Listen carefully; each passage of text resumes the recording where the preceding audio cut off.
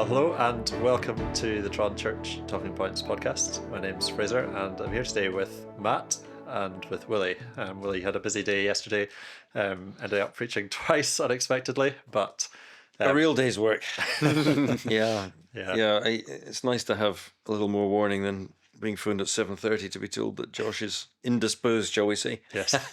Yes, we won't give you the details, but yes, anyway, we really appreciated it. And we had two really encouraging and challenging sermons from Luke chapter 14 in the morning, and also from Genesis 46 and 7 in the evening. I think we'll start there.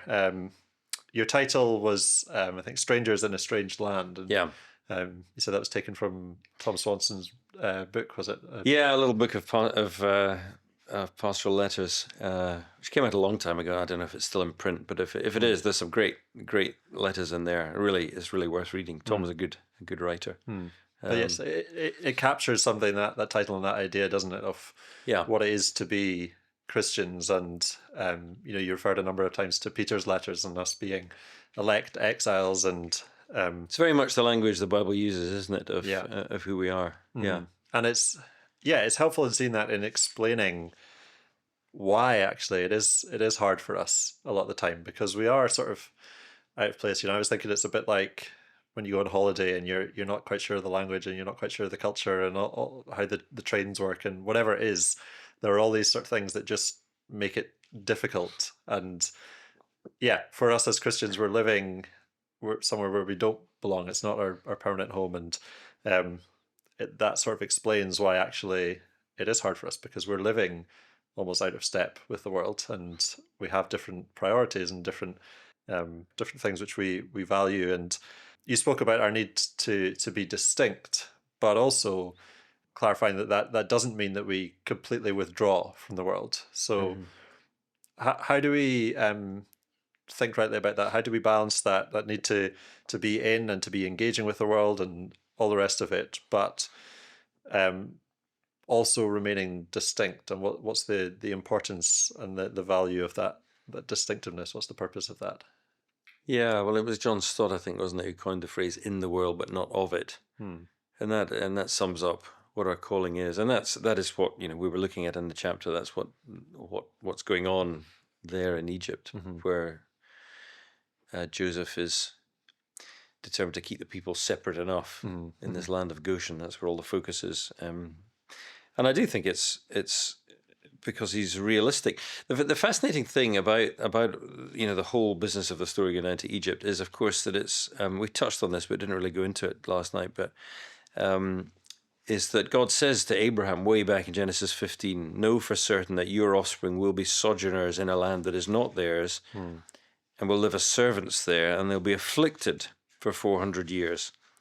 But then I'll bring judgment on the nation, and afterwards they'll come out with great possessions." So none of this is a surprise. This is not, there's a famine, let's work out what to do now. God told Abraham this 400 years before. You'll be hundreds of years as sojourners and afflicted, but you'll come out then with great possessions. And that is exactly the language that Peter uses in his letter, isn't it? We're elect exiles, and we're going through many struggles and sufferings. However, it will all turn out as gold. And so it's not that hard times are here and the Lord will sort of help you to struggle through it and one day it'll all finish. It's actually, this is all part of God's plan, and this is how he is going to bring forth his people to be like gold. And this is how he multiplies his people. And this is, in other words, it's not just that we're elect exiles and one day it'll all be over, but actually it is all to the purpose of the end, which is God glorifying his people and being glorified in his people.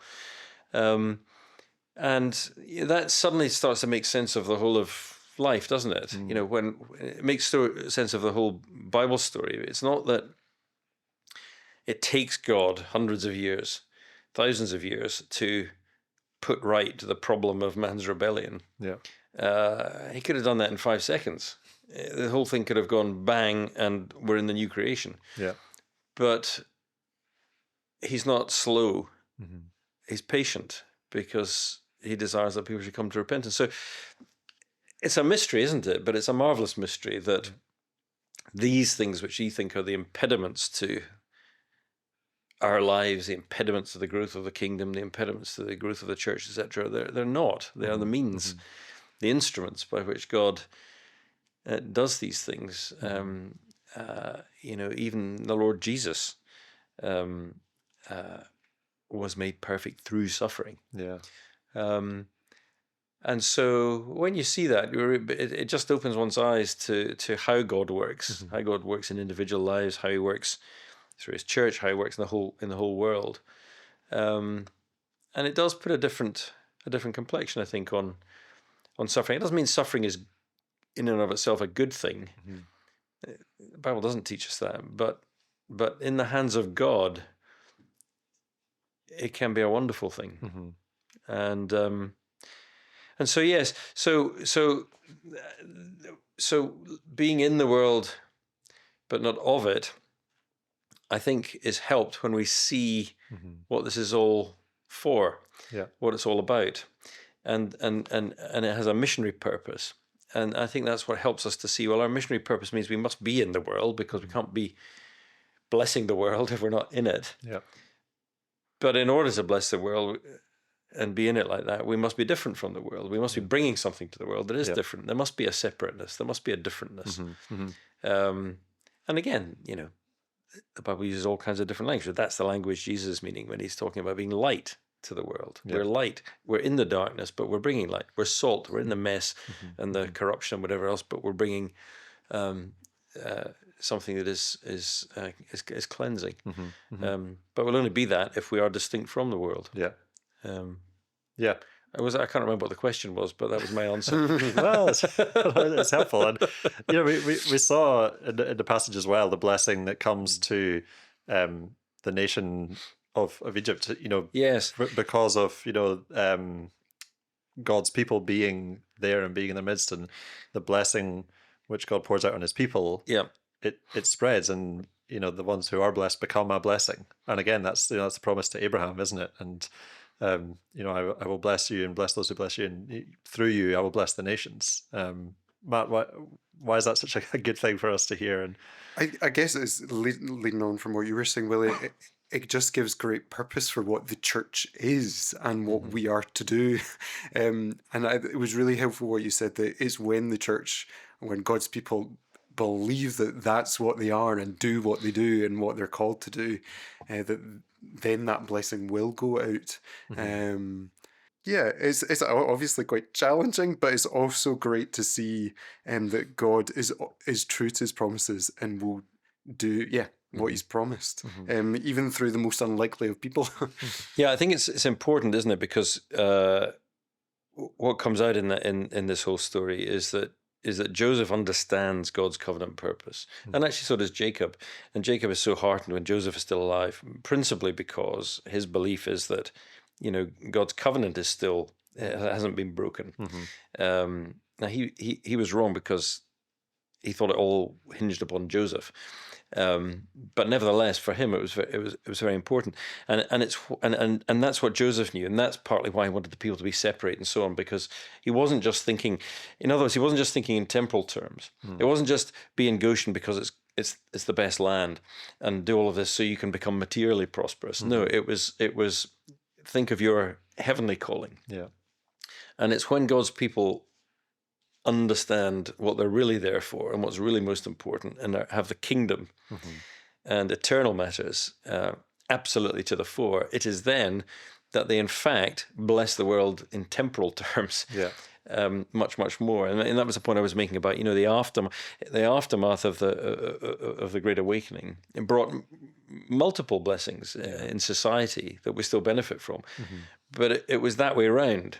And if the church thinks it's there principally to be feeding the hungry, you lose track of and loses track of what it's really there for. It ends up not even doing that properly. Yeah. But Joseph here fed the hungry as a byproduct of having his eye on the covenant purpose of God, and that's the key thing. And it's why that that distinctiveness is so important. Again, just and why it's such a mistake for us to think as Christians and as the church more generally that, what we need to do is to become more like the world and just, as we align ourselves, we'll somehow make ourselves more attractive to the world. But, that's just complete folly, because actually what people, they're not looking for more of the same of what they're getting out in the world. If people come to church and it's just more of the same sort of echo chamber that they're hearing everywhere else, well, they think, well, these guys don't know what they're talking about either. It's just the same clueless lot as everyone else. But that's right. And the price here was that, they were all looked down upon by the Egyptians because, the pastoralists were an abomination to them. I mean, it's very striking. Go and tell Pharaoh this. Why is that going to make us look good? No, it's going to make you look really bad. Yeah. But actually, looking bad in the eyes of the world is often what it takes for the Lord's people to actually be doing what they're doing. Paul was despised and put in prison, but that's how the gospel reached the heart of the Roman Empire. Yeah. And so we mustn't be, we mustn't be so keen to not have a bad reputation, or not to be thought well of. Sometimes we can get confused. It's right that we don't want to. Of course, we don't want to have a bad reputation for the wrong reasons. Yeah. For our behavior, but we mustn't be afraid of having a bad reputation because of our beliefs. And that's quite important. Yeah, definitely. I think another thing which struck me, and again, it's a way in which our attitude as Christians can be so different from the world, is looking at, Jacob at the end of his life here, and really, facing death, but still having hope and confidence and in that situation. And, I mean, all throughout human history, and you mentioned the Egyptians' desperate attempts to avoid death with their mummification and their pyramids and whatever else, these rituals that they did. And, it's no different today. People are doing all sorts of things to avoid death, or, just to avoid talking about it because we know it's coming, but if we just don't speak about it, then we'll just try and put it out of our minds. But as Christians, we needn't fear it, and we have such hope and confidence in that. And that, it can be really valuable, again, in our distinctiveness, because we can openly and confidently speak about death. And I think that has a real impact on people. We've seen that actually. We did a couple of podcasts this year with Colin and Elaine and with Phil, who've had various illnesses and sort of facing the reality that death might come sooner than expected. And people who've listened to that have been really impacted and really struck by that. And yeah, you mentioned as well, thinking about in death and also in life, what is the message that our life is proclaiming? What will the message be at our funeral?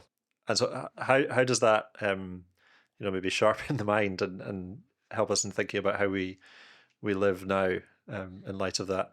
Matt, have you given thought to your funeral, Matt? Well, I haven't. You're getting older, Matt. I much older today, but no, it must do, and we've actually been seeing this in 1 Corinthians and growth groups as well. The fact that eternity has to shape the now. That's as part of being those distinct people of God. That's what we've been called to. That's what we've been saved for. So yeah, it must shape everything now. It will shape. We've spoken about priorities quite a lot recently on the podcast, but it will shape our priorities for ourselves, for our families. Because as you were saying, Willie, yesterday, who cares? When they're saying about your eulogy or whatever in your funeral, oh well, he got 5 grade 8 pianos, or like all those sorts of things. Who cares? And yeah, it really will shape now. Yeah,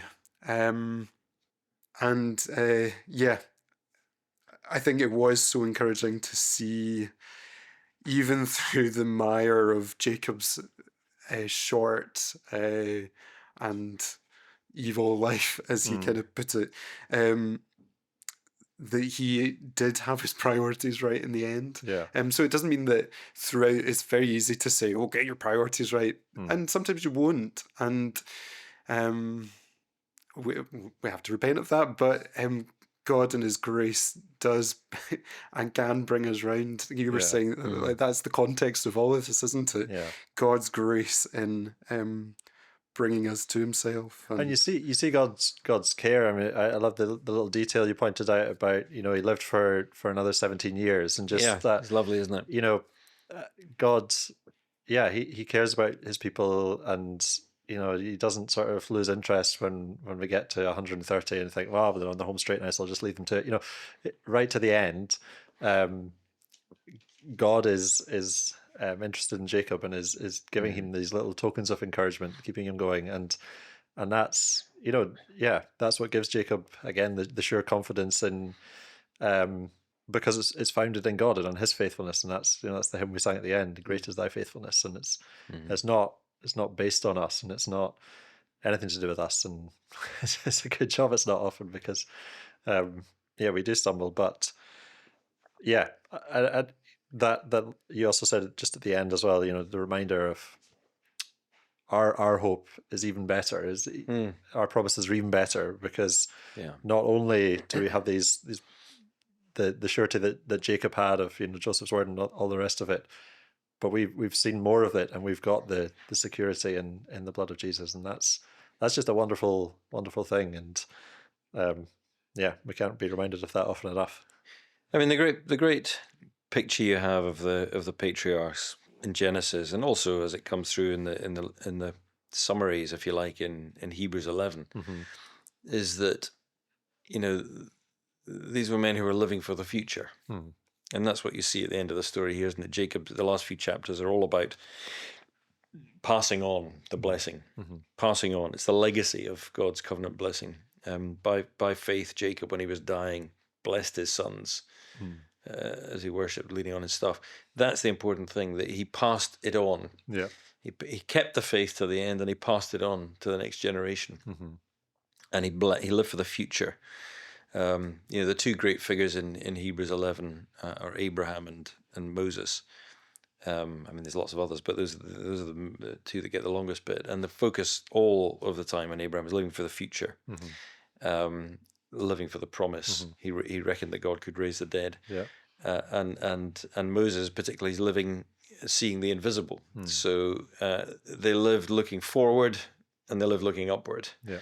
And that's what you're seeing with Jacob here. He lived looking forward. What really concerned him was the covenant, the promise, the future.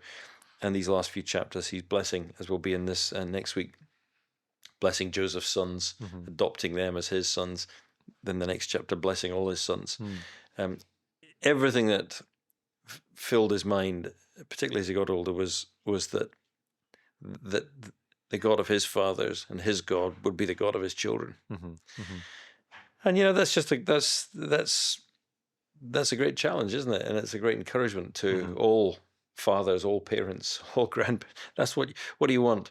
Well, you want that blessing to continue in the life of your children, and your grandchildren, and as a church, that's what we should be wanting for our legacy to be, that there's living faith in the next generation.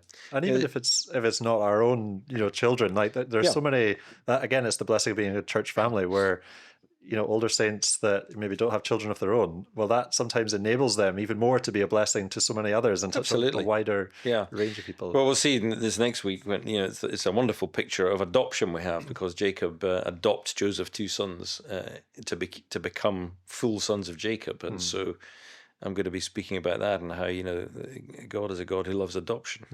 And of course that's what the gospel does. Adopting, that's the wonderful thing. Everybody can be adopted into his family. So keeping living for the future, not just for our own flesh and blood children, but for the next generations of the family of God, of whom we're all joined to.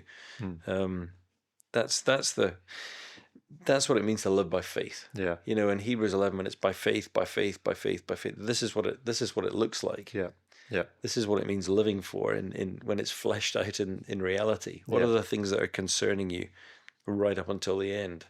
Is it these things, the things that last forever? Well, if it isn't, it's all going to turn to dust, isn't it? And that's what we're seeing in Luke in the morning as well, wasn't it? With Jesus teaching very clearly about what are we prioritizing? And are we prioritizing the things of this world, and are we getting caught up with the fields that we bought, and the ox that we bought, and the wife that we've married, or are we prioritizing things that will last into eternity? And it is a real challenge. It's difficult because choices do need to be made, and you helpfully pointed out that none of the things these people, their excuses, they're not bad things in themselves. That you've got a business venture, or you've bought some property, or you've married. Like, these are good things, but if they're going to be taking you away from having priorities shaped by God's kingdom, then they could also be dangerous things in a way. I remember being very struck when, I think it was when Ray Evans was speaking at the Cornhill conference last summer, and he was talking about church growth and things like that. But he one of the things he said, which really struck me, was that the number one reason that people in the UK stopped going to church was not because they had some sort of theological dispute or a falling out or anything like that. It was because they moved house, and they just moved away, and things got in the way, and they didn't prioritize things rightly. Is that right? I don't remember him saying that, but I mean, maybe I made it up. No, I'm sure, absolutely. I'm sure it is. As they got out of the habit of it. Yeah. So it was. They moved away to a different house. The habit was gone, and they were thinking, oh well, maybe they thought at the time, well, we'll look for a church, but actually, just things got in the way, and we're just settling into the neighborhood, or we're just settling into a new job, and just that small thing of moving house can actually have big ramifications. And again, I guess here's where there's wisdom required, because it's not that moving house is always bad, and it's it could be the right thing to do, but how do we again think well about what our priorities are when we're making these decisions about, well, what job do I take, and what business venture do I go and do I accept this promotion?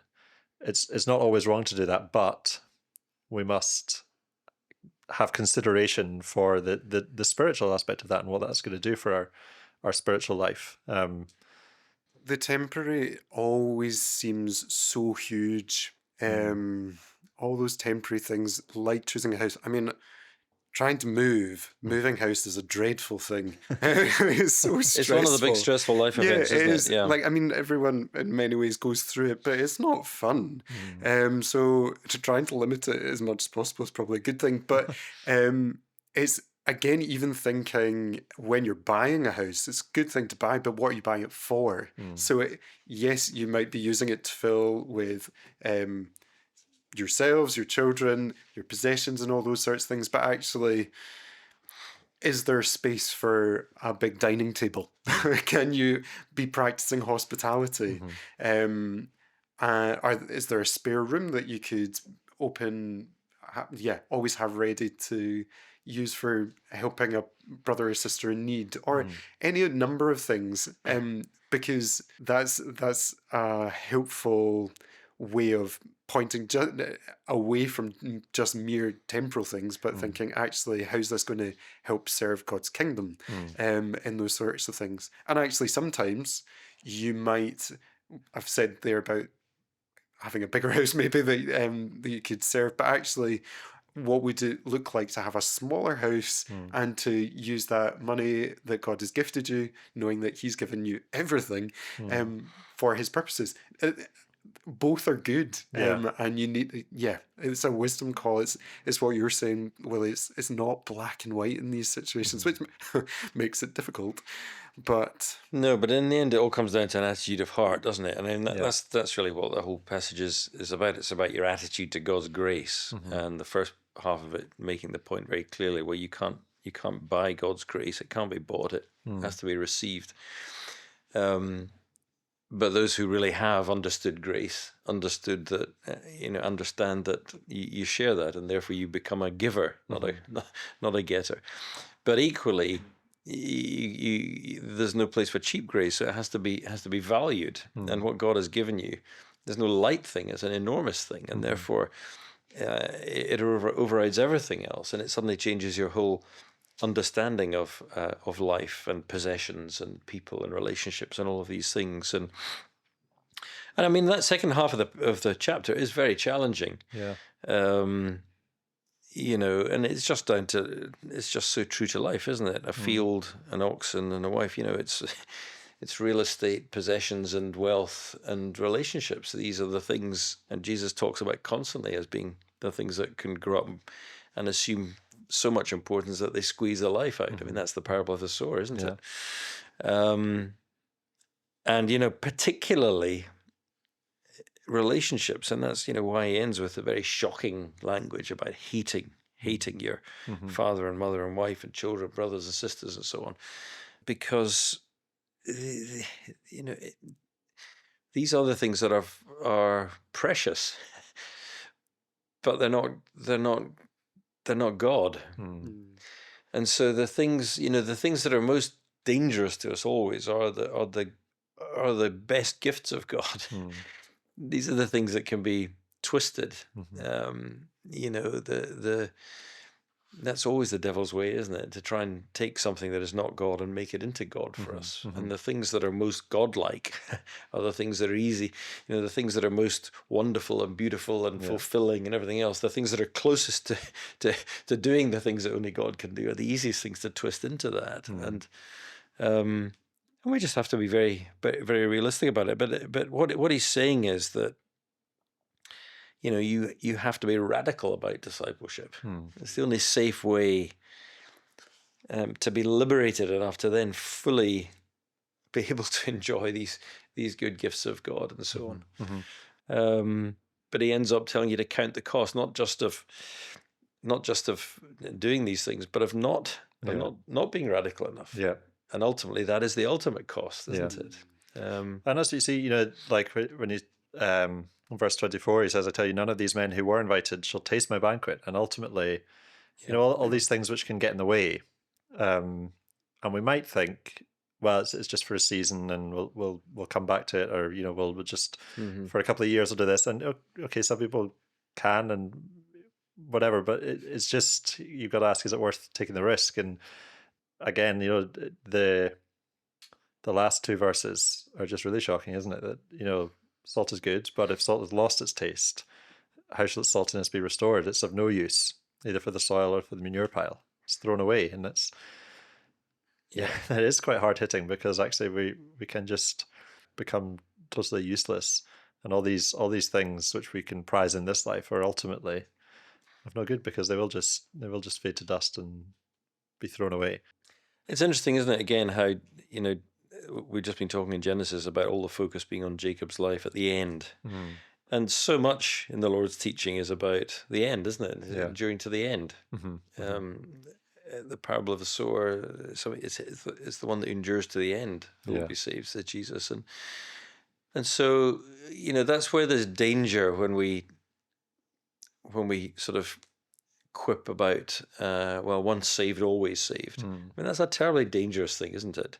It's a half-truth, and half-truths are very dangerous. Of course, you know, none shall pluck out of my hand those whom the Father has given me, said Jesus. You know, the rock-solid clarity of the sovereign act of God in salvation is utterly clear. And yet, alongside that, the warning to us all the way through the Bible, from the lips of Jesus and all the apostles, is you must endure to the end. Yeah. Don't fall away. How shall we escape if we neglect such a great salvation? You know, don't go back. Don't go back. And the way that we're held is by heeding these warnings. And so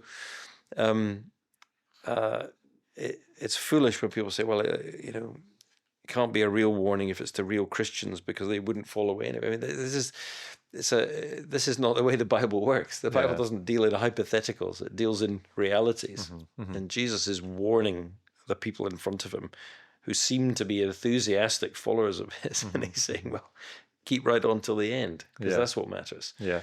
And keep trusting in God's grace. And, you know, again, it comes back to that, you know, recognizing that we have received by faith and, you know, through God's grace, and it's not that we've earned it. That helps us to endure to the end, because we go on the same way that we got in, as it were, you know, because it's, you know, it's always by grace, and that, you know, grace has brought me safe thus far, and grace will lead me home. Yeah. and that's And the what that encouragement. looks like in life is trust and obey. Yeah, For there's no other way. yeah. See, it's always hymns, isn't it?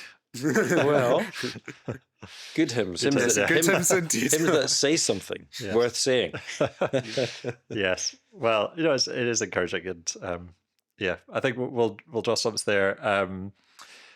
Next week, unless there are any last minute change of plans again, what is the plan as it stands? Well, Willie? hopefully Josh will be back fighting fit, and we'll be on the next bit of Luke, I think in chapter 15, I imagine. And we shall be in Genesis chapter, whatever the next chapter is, 48, I think it 48, is, yep. we're going to be in, isn't it? Yeah. Good. Well, we look forward to that, and thank you for listening.